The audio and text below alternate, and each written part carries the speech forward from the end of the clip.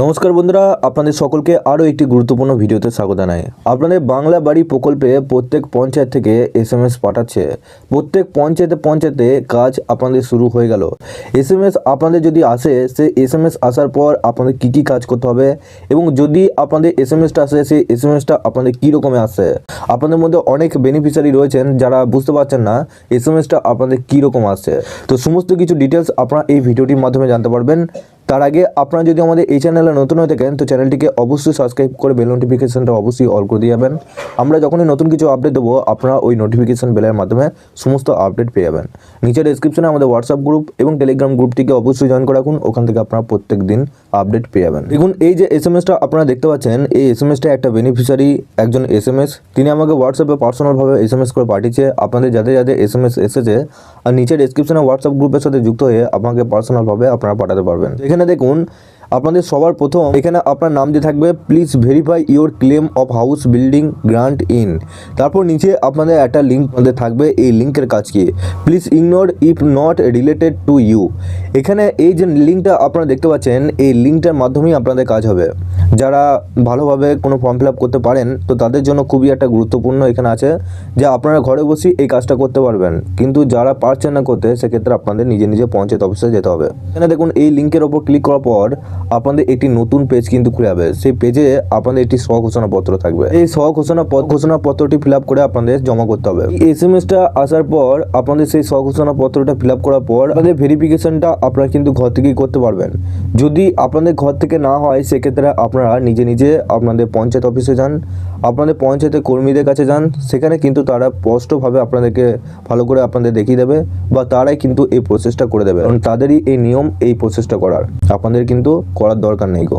দেখুন, এখানে আপনাদের আরও একটি বলা হচ্ছে, দেখুন গ্রামীণ আবাস প্রকল্পে স্বচ্ছতা আনতে এবারে উপভোক্তাদের নির্দিষ্ট নম্বরে ইউনিক ডকুমেন্ট আইডেন্টিফিকেশন নাম্বার তৈরি করবে প্রশাসন। অর্থাৎ আপনাদের যেমন ঘরের লিস্টে আপনার নাম আছে, একটা রেফারেন্স আইডি আপনি পেয়েছেন, সেরকম একটা নাম্বার আপনাদের নিজেদের নামে জেনারেট হবে। সেই জন্য আধার ভিত্তিক তথ্য যাচাই করা হবে। প্রশাসনের পক্ষ থেকে উপভোক্তাদের মোবাইল নাম্বারে ওটিপি পাঠানো হবে। পরে আধার কার্ডে যে মোবাইল নাম্বার যুক্ত রয়েছে তাতে সেই ওটিপি দিয়ে উপভোক্তার তথ্য যাচাই করা হবে।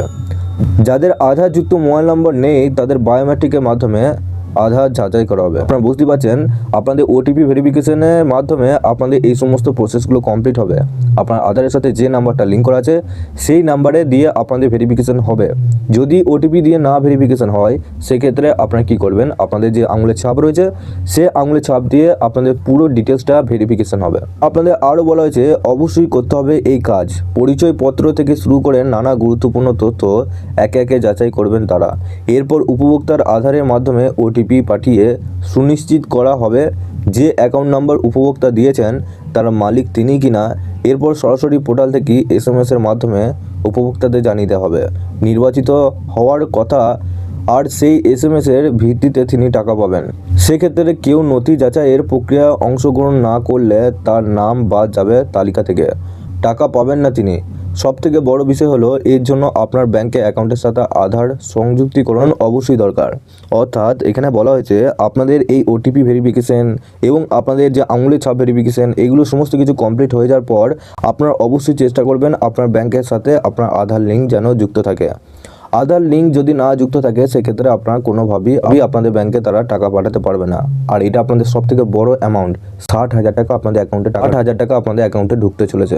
সবার প্রথম আপনাদের যে এসএমএসটা এসেছে সেই এসএমএসটা আপনারা আগে ভালো করে দেখুন এসেছে কিনা। যদি এসে থাকে, সেক্ষেত্রে আপনারা নিজে নিজে পঞ্চায়েত অফিসে যান। পঞ্চায়েত অফিসে সমস্ত কিছু ভেরিফিকেশন হওয়ার পর আপনারা নিজে নিজে ব্যাংকে যান। ব্যাংকে গিয়ে আপনাদের ব্যাংকের সাথে আধার লিঙ্ক করা আছে কিনা সেটা একবার দেখে নিন। এই কোটা কাজ করলেই আপনারা কিন্তু বাংলা আবাস যোজনা প্রকল্পে থেকে আপনাদের অ্যাকাউন্টে সরাসরি টাকা ঢুকে যাবে, আর কোনো অসুবিধা নেই। যে কোটা আপনাদেরকে আপডেট দিয়েছি, সলিড আপডেট দিয়েছি, আপনাদের যে কোটা আপডেট এসেছে সমস্ত কিছু আপনাদের প্রত্যেক দিন ধরে ধরে আপনাদেরকে আপডেট দিয়েছি। আপনাদের আবাস যোজনা প্রকল্পটি নিয়ে আরও যদি আপনারা আপডেট পেতে চান, আপনারা অবশ্যই এই চ্যানেলটিকে সাবস্ক্রাইব করে বেল নোটিফিকেশনটা অবশ্যই অল করে দিয়ে যাবেন। নিচে ডেসক্রিপশনে আমাদের হোয়াটসঅ্যাপ গ্রুপ এবং টেলিগ্রাম গ্রুপটিকে অবশ্যই জয়েন করে নিন। ওখান থেকে আবাস যোজনা প্রকল্প থেকে আরম্ভ করে বিভিন্ন প্রকল্পের আপডেট আপনারা ওখান থেকে পেয়ে যাবেন।